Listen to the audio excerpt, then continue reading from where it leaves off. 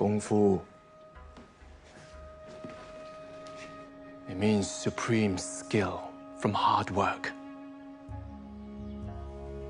A great poet has reached Kung Fu.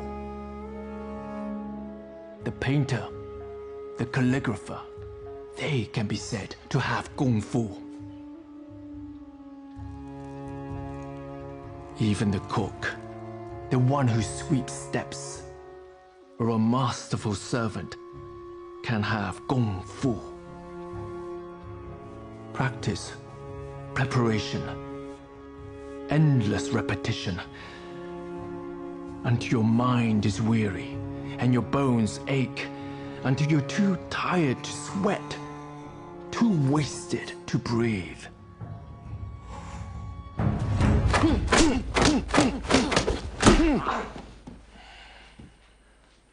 That is the way. The only way one acquires Kung Fu.